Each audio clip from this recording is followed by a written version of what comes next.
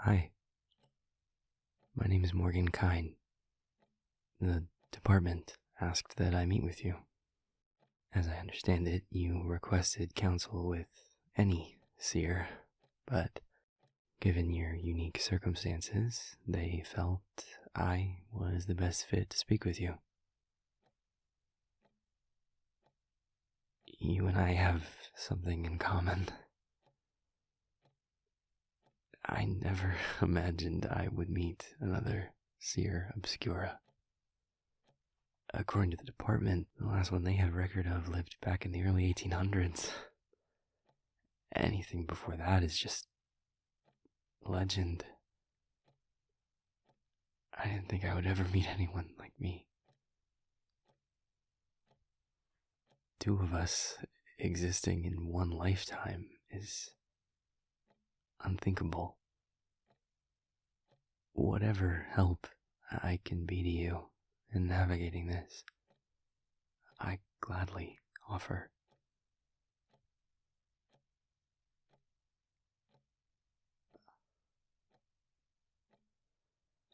I hope you don't mind me asking this, but you're nearly my age, and yet you've confirmed you aren't latent. You've had your powers since puberty, just like the rest of us. What made you stay away for so long?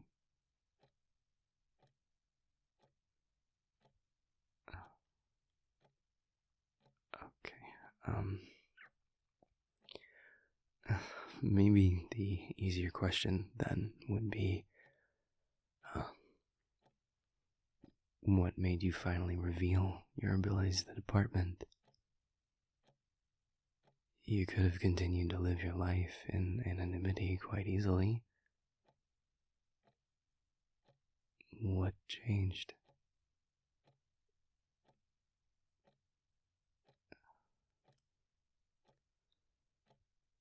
Okay,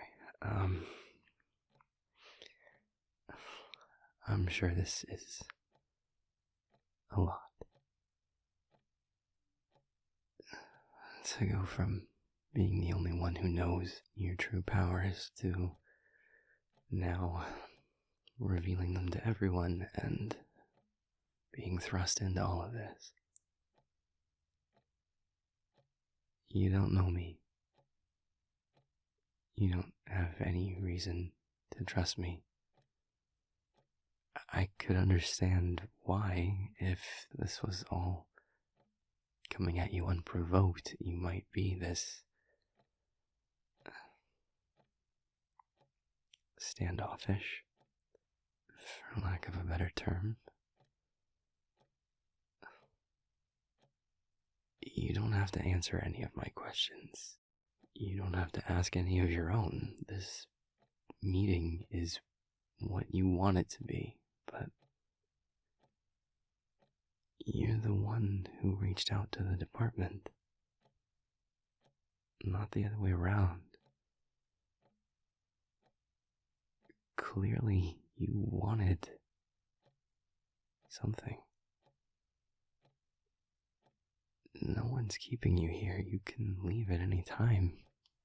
You can tell the department to go kick rocks and never speak to them again.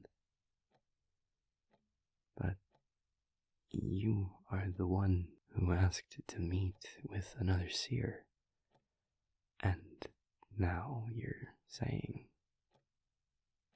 nothing.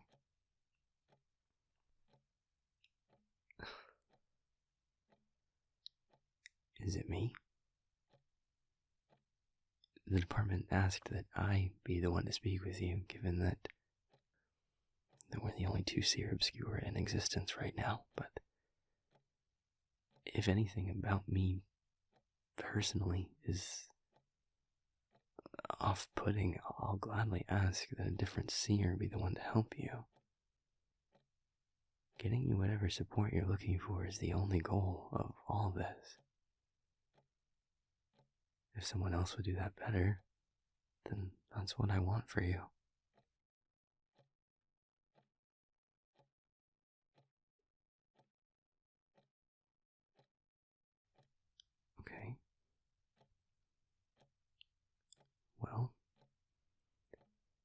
If I'm not the problem, then clearly it's something else.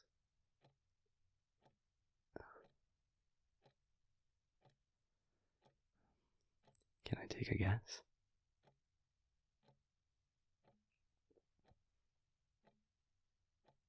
Okay.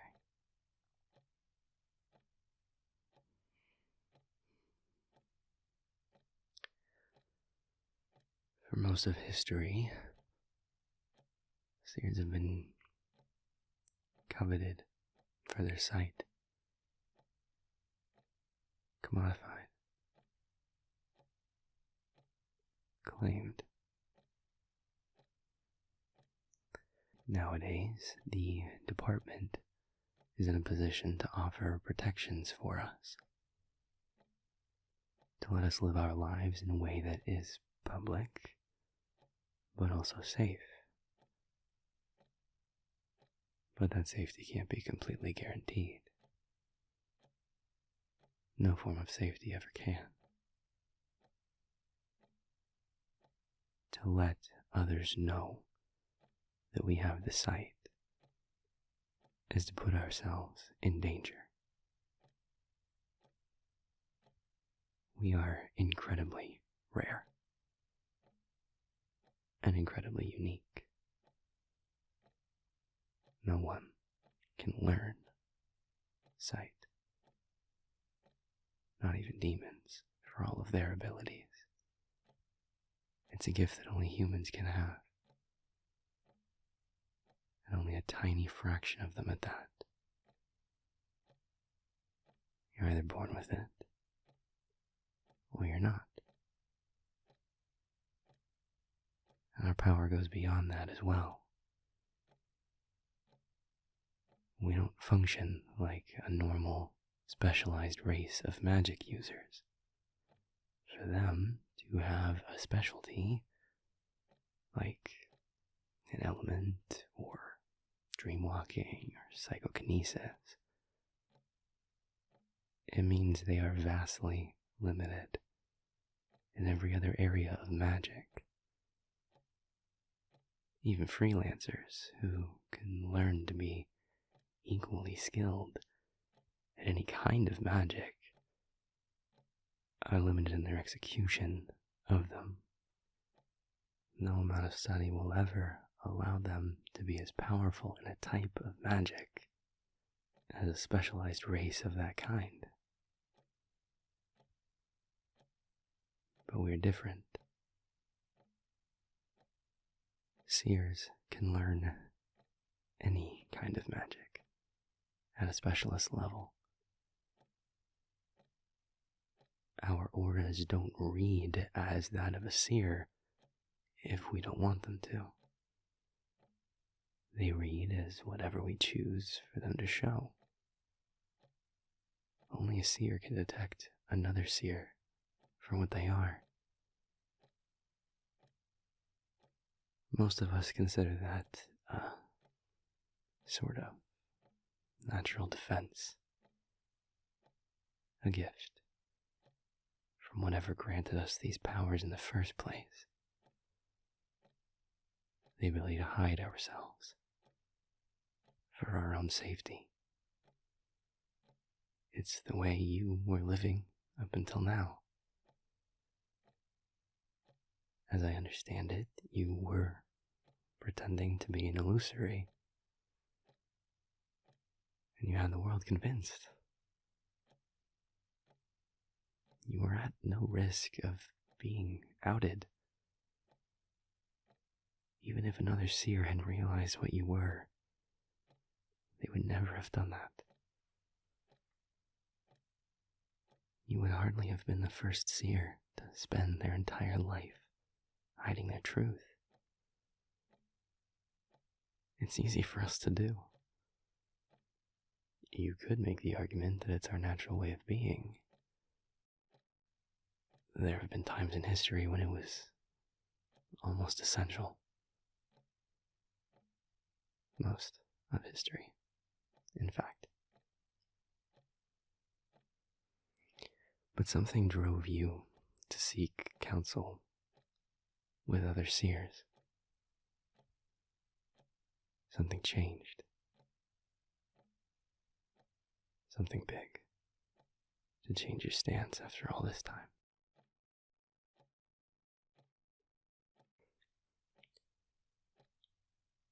It was the inversion, wasn't it?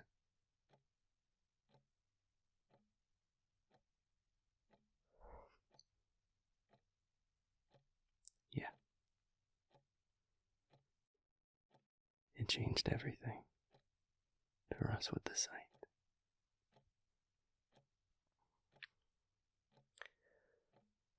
There's something of a misconception about our abilities amongst the general public. They think that the future is somehow fixed, that we just have a way to see that result. It's not that simple. Nothing about what we can do is simple. There isn't one path laid out for the future of the world.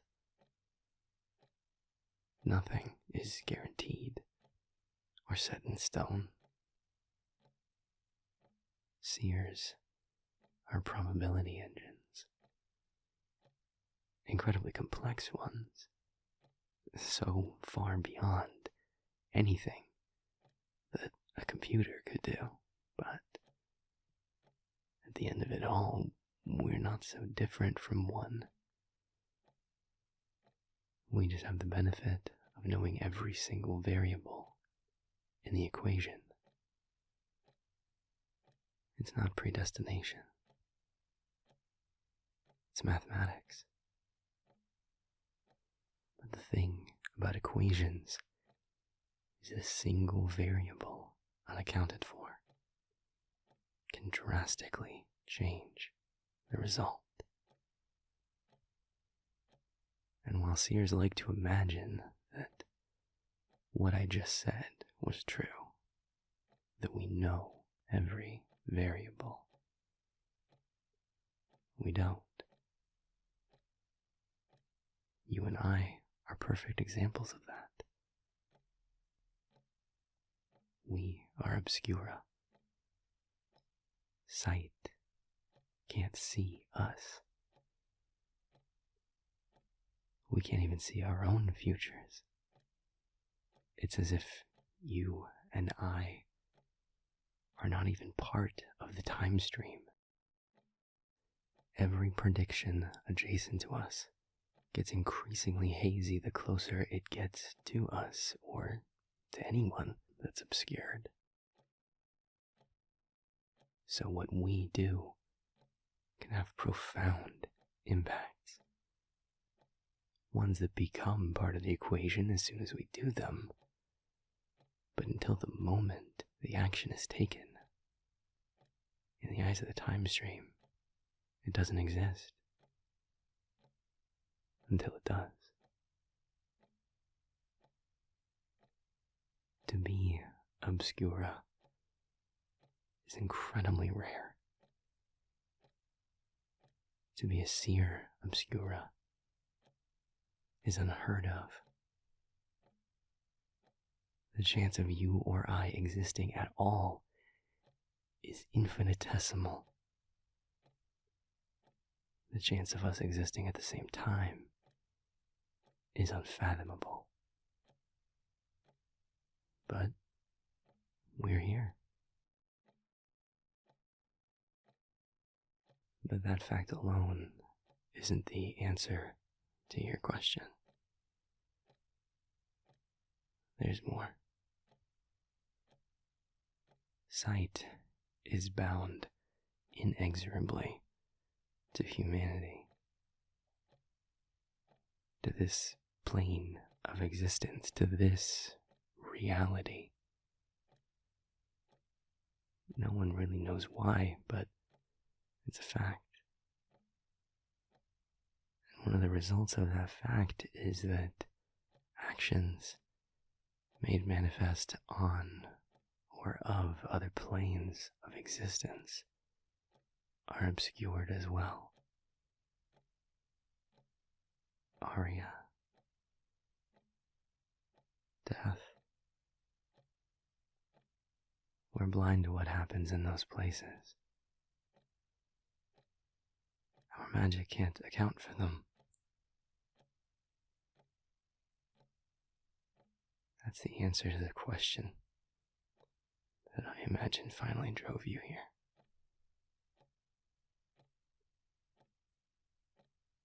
That's why you didn't know the inversion was coming.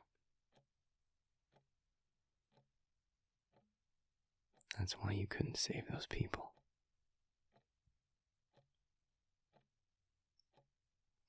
That's why none of us could.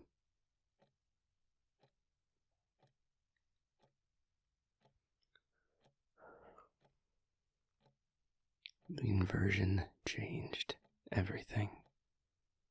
And that isn't hyperbole. The second that portal opened and the legions of death flooded into our plane, every thread of the timeline shifted violently. At 6:59 that day, Sodality had a fairly clear idea of humanity's future.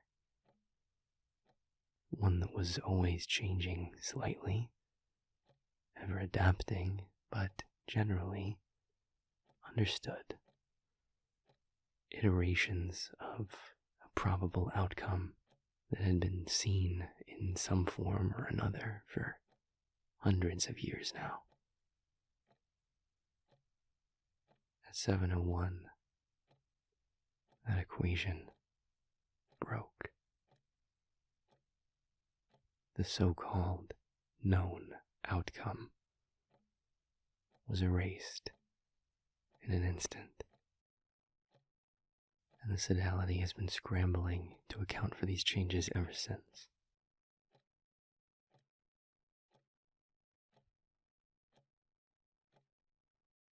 Yes. The collection of Seers that chooses to live our lives publicly and with department protection calls ourselves the Sodality.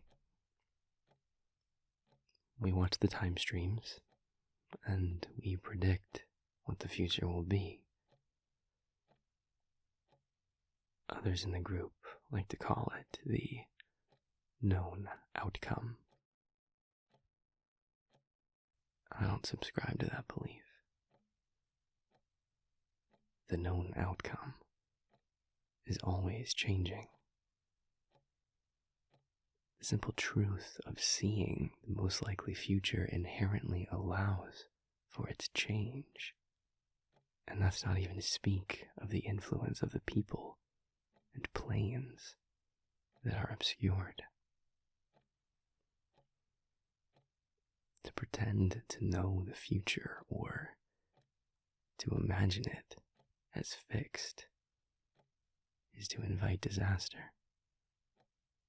Or, rather, to be blindsided when it arrives. Like it did. But my opinions on that matter are unconventional amongst our kin. If you choose to be a part of the Sodality, you'll find very different notions on the concept of the known outcome there. Even now, in the wake of the inversion.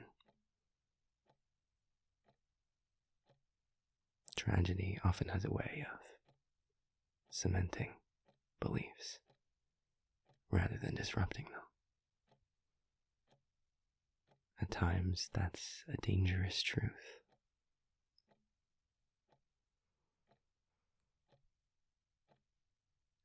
I should also warn you, if you choose to be a part of the Sodality, I imagine you will also face certain hurdles that I also experience.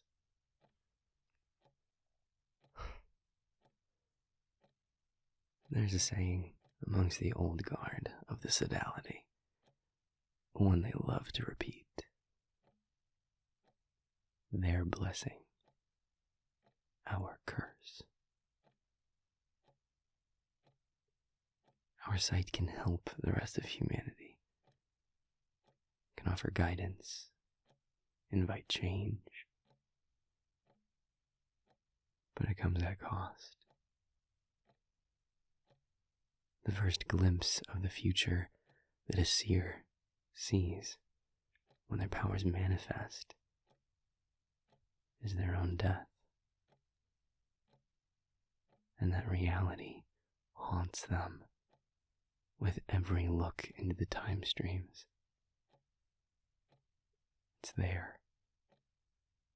It might move closer or farther away based on any number of variables, but it's there. And it lives in the front of their minds at all times. It affects everything. It's created the notion that all seers are dour, numb, cold people. Like any stereotype, it's not absolute. But in this case, it's often true. But you and I are different. We're obscura. We aren't seen in the time streams. We can't see our own future, including our deaths. There's an age-old debate whether it's better to know or not know. I don't have an answer to that question. And truthfully, it doesn't really matter. Whichever might be better, I can't change that I'm obscured any more than every other seer can't change that they're forever reminded of the exact time of their death. Every other seer except now you.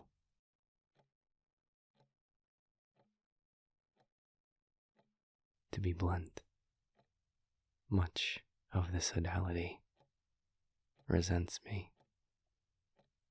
I'm free of the curse, as they like to say.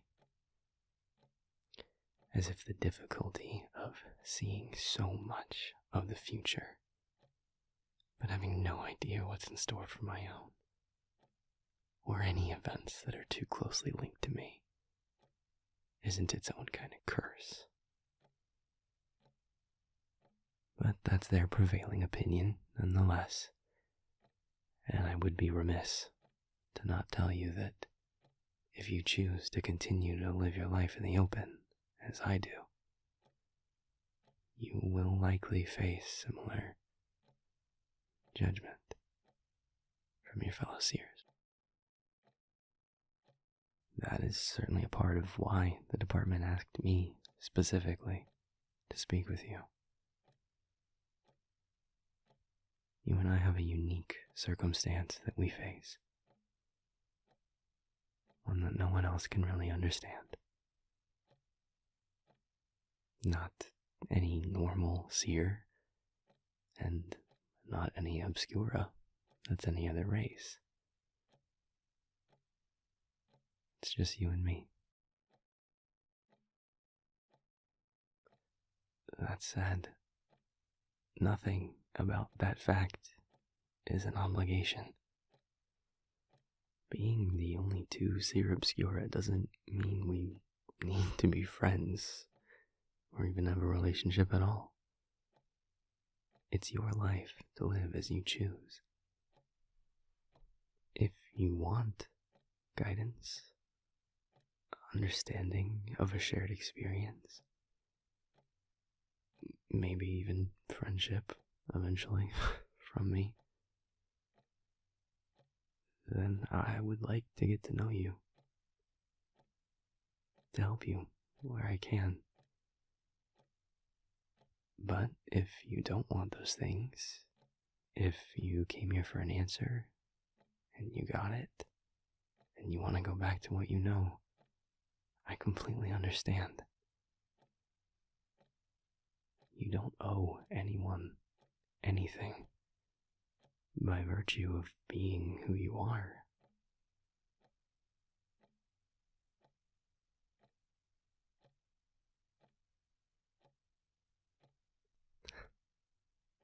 Okay. Well, in that case, I look forward to getting to know you better.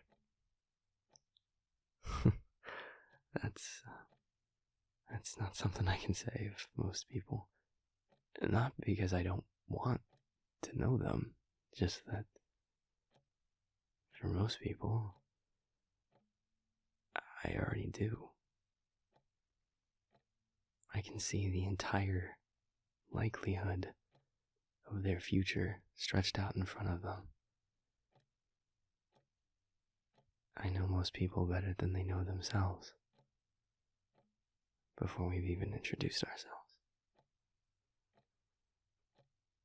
It'll be really nice to get to know someone the normal way again. I'm grateful for that.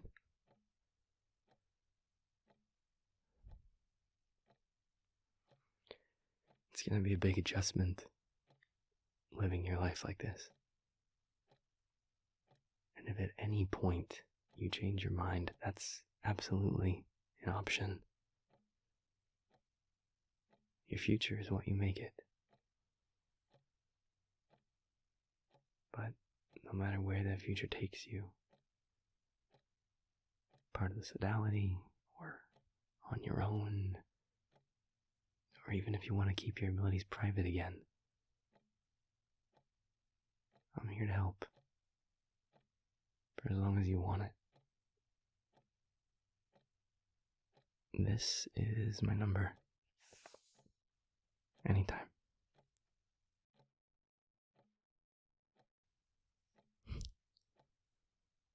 It was good to meet you.